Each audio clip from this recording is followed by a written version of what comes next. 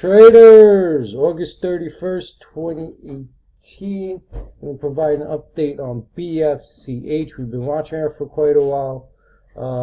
3-day weekend. It's a Friday. It's after the market closed. Labor Day weekend, Labor Day week. Monday the market's closed, but here's this update. Remember, BFCH was trading at around 0.0038 and buyers kept stepping in and holding it up. And we stated that support levels, you can look at the previous tutorials just to follow up. Let me just draw these lines for you. So remember, we said support is around this level, and right now we have resistance around this level.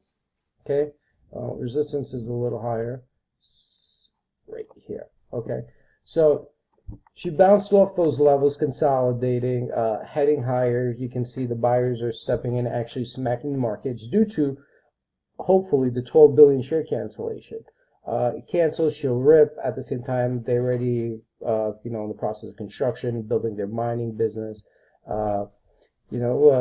Just another update. I believe she's going to surge, so keep your eyes on her. We're waiting for the 12 billion share cancellation. Remember, follow me at Twitter at Trading Teacher. If you want to learn the trading language, you can learn with me live. Go to my site, thetradingteacher.com.